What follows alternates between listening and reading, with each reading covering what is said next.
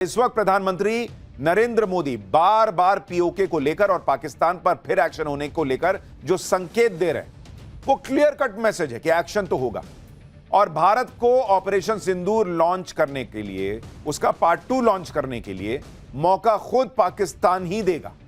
इसको लेकर भी निश्चिंत रहिए क्योंकि पाकिस्तान सुधरने वाला नहीं है बॉस। पाकिस्तान की पूंछ सीधी नहीं हो सकती।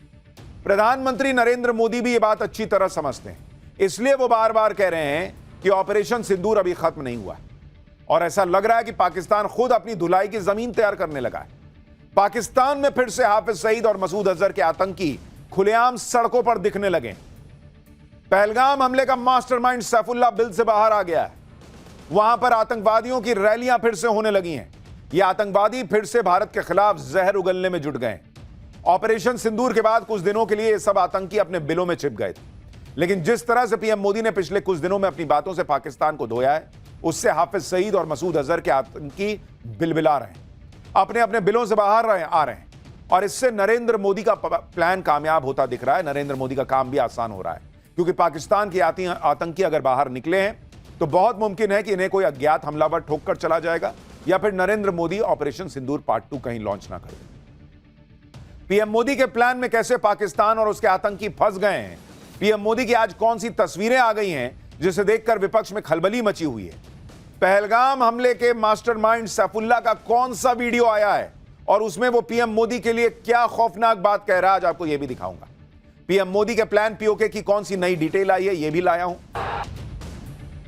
प्रधानमंत्री नरेंद्र मोदी बार बार अलग अलग मंचों से ये कह रहे हैं कि ऑपरेशन सिंदूर खत्म नहीं हुआ, यानी पाकिस्तान में बैठे आतंकियों का पीएम मोदी कभी भी सरप्राइज टेस्ट ले सकते हैं।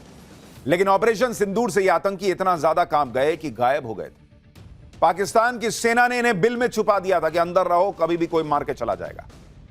ये बिल में दुबक गए थे। ना हाफिज सईद दिखता था, ना मसूद अजहर दिख रहा था। मसूद अजहर का तो पूरा परिवार मर गया तो भाई ने चिट्ठी लिखी और कुछ नहीं कर पाया। वो आतंकी कहीं का, जब खुद के लोग मरे तब उसको समझ में आया कि क्या होता है दर्द। लेकिन अब जब ये अंडरग्राउंड हो जाएंगे तो भारत के लिए इन्हें ठोकना मुश्किल हो जाता। इसलिए इन्हें मारने के लिए इन्हें बिल से निकालना जरूरी था। इन्हें बिल से निकालने के लिए पीएम मोदी ने जो प्लान बनाया था उसमें अब ये आतंकी ट्रैप होते दिख रहे हैं। ऑपरेशन सिंदूर की स्ट्राइक में लश्कर और जैश के जो आतंकी बच गए वो फिर से एक्टिव हो रहे हैं और इसलिए आप देखिए कि न्यूक्लियर टेस्ट की सालगिरह पर पाकिस्तान ने एक बार फिर आतंकवादियों को खुला मंच दे दिया। पाकिस्तान के गुजरावाला में लश्कर तैयबा ने जलसा किया, जहां पाकिस्तानी फौज की सुरक्षा में आतंकवादी खुलेआम भारत के खिलाफ जहर उगल रहे थे। और ये देखिए, ये जो आपको ऐसे मुट्ठी किया हुआ दिख रहा है आदमी, दाढ़ी वाला, बड़ी दाढ़ी वाला, ये सैफुल्लाह है जिसने पहलगाम में आतंकी हमले का मास्टरमाइंड है ये। और उसके बगल में जो बैठा हुआ है उसको भी बहुत गौर से देखिए। ये हाफिज सईद के लश्कर तैयबा का डिप्टी चीफ सैफुल्लाह कसूरी तो बैठा ही है, एक साइड पे तलहा सईद बैठा है। यह हाफिज सईद का बेटा है जो चश्मे वाला बैठा हुआ है, यानी हाफिज सईद का बेटा भी निकल कर आ गया, सैफुल्लाह भी निकल कर आ गया। और दूसरी साइड पर जो शख्स बैठा है वो पाकिस्तान के पंजाब असेंबली का स्पीकर मोहम्मद अहमद खान है। आप देखिए, जो नरेंद्र मोदी कह रहे हैं ना कि अब वहां के आतंकी, वहां की सेना, वहां की सरकार, इनको हम अलग करके नहीं देखेंगे, ये उसका सबूत है। हाफिज सईद का लड़का बैठा हुआ है वहां पे, सैफुल्लाह बैठा है और स्पीकर पंजाब असेंबली का वहां साथ में बैठा हुआ है। पाकिस्तान के इन आतंकियों पर एक बहुत बड़ी ब्रेकिंग न्यूज भी आ गई है। पहलगाम हमले का मास्टरमाइंड सैफुल्लाह मंच पर आकर धमकी दे रहा है। आतंकी सैफुल्लाह ने प्रधानमंत्री नरेंद्र मोदी को जान से मारने की धमकी दी है। पाकिस्तान में खुलेआम रैली करके आतंकी सैफुल्लाह प्रधानमंत्री मोदी को धमकी दे रहा है। आतंकियों की रैली में पीएम मोदी को जान से मारने के नारे लग रहे हैं वहां पर। यह है पाकिस्तान की सच्चाई। वहां का आतंकी पहलगाम हमले का मास्टरमाइंड सैफुल्लाह मंच पर आकर प्रधानमंत्री नरेंद्र मोदी को मारने की धमकी दे रहा है। सुन रहे हैं आप? पहलगाम हमले का मास्टरमाइंड सैफुल्लाह पाकिस्तान में बिल से बाहर आ गया और मंच पर खड़े होकर कह रहा है कि जब हम लड़ेंगे नरेंद्र मोदी से तो उसको मुर्दा कर देंगे। ऐसे तो बताता कि मैंने कुछ किया नहीं, मैं तो बहुत आम आदमी हूं। यह आम आदमी की भाषा है क्या? ये एनजीओ चलाने वाले की भाषा है क्या? मोदी तेरी मौत आई। कसूरी है ये, इसका नाम कसूर सैफुल्ला कसूरी है, तो इसको मोदी की मौत बताया जा रहा है और ये कह रहा है मैं मोदी को मुर्दा कर दूंगा। आप सोचिए ये आतंकी कैसे नरेंद्र मोदी के खून के प्यासे हो गए। इनकी धमकी बता रही है कि इन्हें कितना नुकसान हुआ है। जो लोग यहां कह रहे हैं कि ऑपरेशन सिंदूर तो फेल हो गया, दिखाओ सबूत, दिखाओ कितने मारे, क्या किए, हमारे कितने गिरे।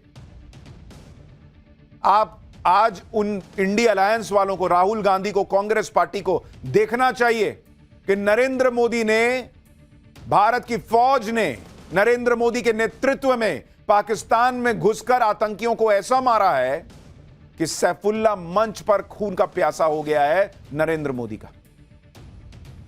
आप देखिए कि वो बाहर आकर कह रहा है कि मैं नरेंद्र मोदी को मुर्दा कर दूंगा। इससे बड़ा क्या सबूत हो सकता है ऑपरेशन सिंदूर की कामयाबी का? इन लोगों को इतनी आग लगी हुई है नरेंद्र मोदी को लेकर, इतना जहर इनके मन में भरा हुआ है क्योंकि उनको लगता है नरेंद्र मोदी ने हमारी जो है वो कब्रें खोद दी हैं। आप सोचिए नरेंद्र मोदी ने कितनी गहरी चोट दी है इन आतंकियों को। ये नरेंद्र मोदी को मुर्दा करना चाहते हैं, मार देना चाहते हैं। इनको लगता है मोदी को मारेंगे तभी बच सकते हैं। यह है ऑपरेशन सिंदूर की कामयाबी। अंदर तक इनको ठोक दिया है भारत ने। कह रहा है ना कि भाई हमारे इलेक्शन लड़ने का अंदाज अलग है, हम मोदी को मुर्दा कर देंगे। वही कह रहा है कि भाई हम तो सीधा बंदूक चलाने वाले लोग हैं, आतंकी हैं। कबूल कर रहा है ये सारी बातें। आतंकी सैफुल्ला पर एक और बड़ी खबर आ गई है। भारत के हमले से, पहलगाम हमले का मास्टरमाइंड सैफुल्ला रोने लगा था। भारत के डर से वो खुद छिप गया था, उसको छिपा दिया गया था। यह बात भी वो कबूल कर रहा है। भारत के डर से भाई के जनाजे तक में नहीं आया था आतंकी सैफुल्ला, यह खुद बता रहा है। ऑपरेशन सिंदूर में आतंकियों को भारी नुकसान की बात भी कबूल रहा है। आप सुनिए आतंकी सैफुल्ला कैसे बता रहा है कि उसको छुपा दिया गया था कि बाहर मत आना, कोई मार ना दे तुमको। और कह रहा है कि मोदी ने इतना मारा, भारत ने इतना मारा, ऐसे ऐसे आतंकियों को मारा कि मैं रो रहा था बैठ के। ऑपरेशन सिंदूर ने इन आतंकियों का यह हाल कर दिया था कि सैफुल्ला मंच पे कह रहा है कि मैं सारा दिन रोता रहा।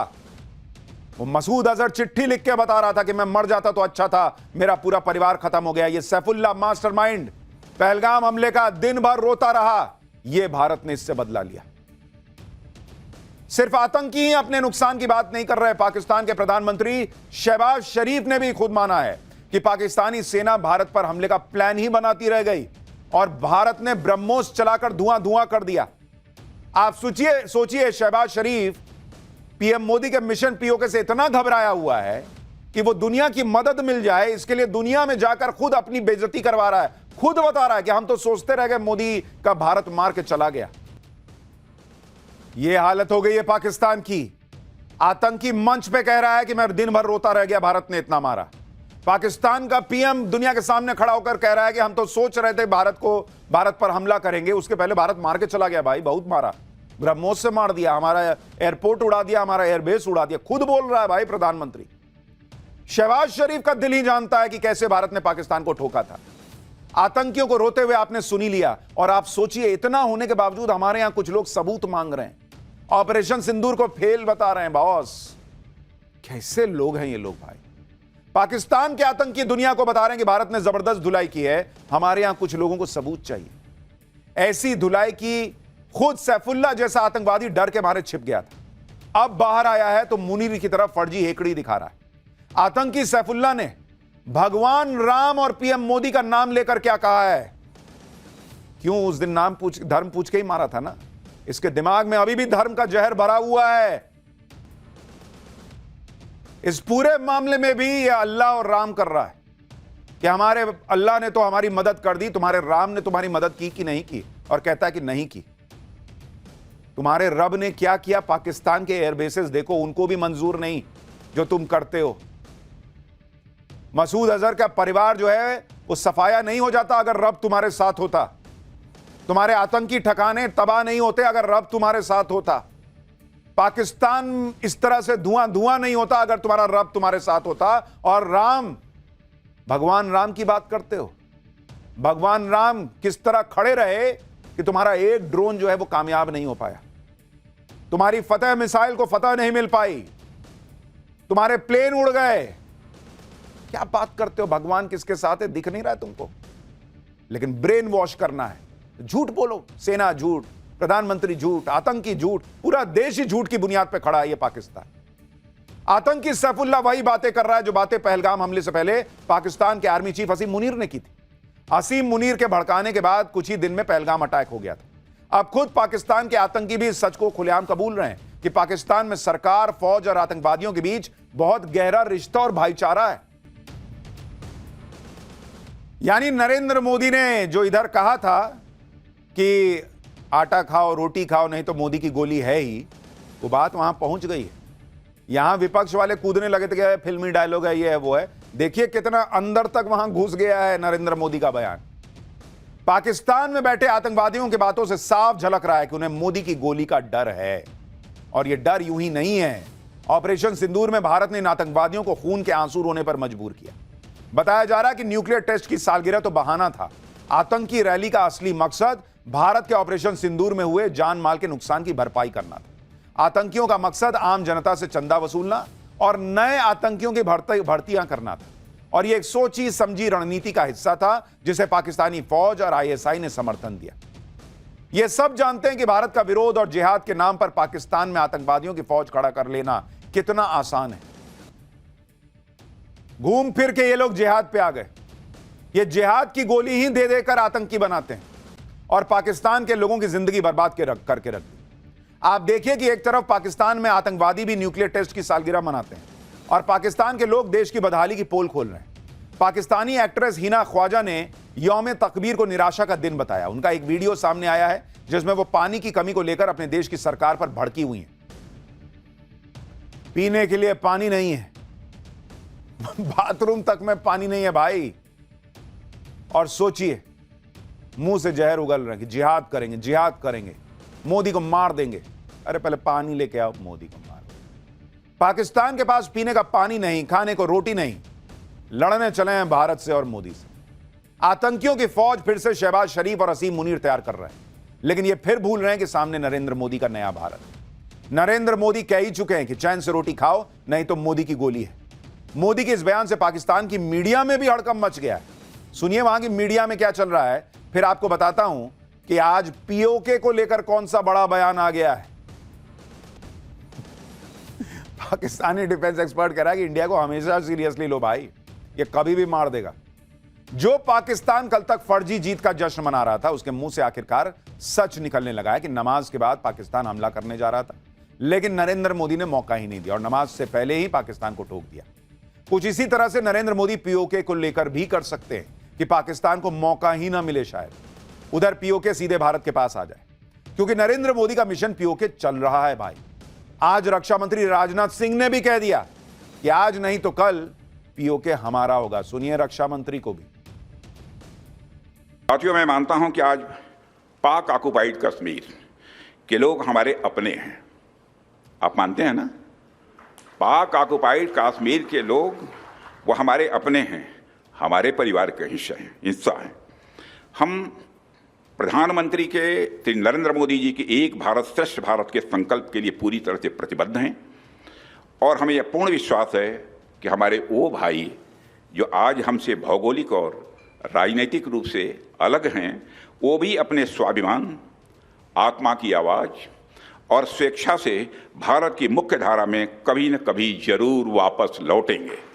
और हमें विश्वास है कि प्रेम, एकता और सत्य के मार्ग पर चलकर वह दिन दूर नहीं जब हमारा ही अंग पीओके स्वयं लौटकर कहेगा, मैं भारत हूं, भारत ही हूं, मैं वापस आऊंगा।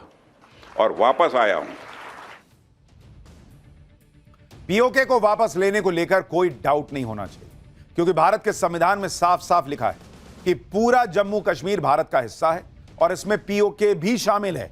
इसलिए भारत का संविधान जम्मू कश्मीर के साथ पीओके के लोगों को भी भारतीय नागरिक मानता है। साल 1994 में संसद में प्रस्ताव पास करके पीओके को भारत का हिस्सा मानकर इसे वापस लाने को राष्ट्रीय नीति बनाया गया। पिछले साल परिसीमन के बाद जम्मू कश्मीर असेंबली में 114 सीटें हो गईं, जिसमें से 24 सीटें पीओके के लिए रिजर्व रखी हुई हैं। रक्षा मंत्री राजनाथ सिंह ने भी इशारों में पाकिस्तान को समझा दिया है कि ऑपरेशन सिंदूर के पहले पार्ट में ही भारत चाहता तो बहुत कुछ कर सकता था, लेकिन अभी होगा।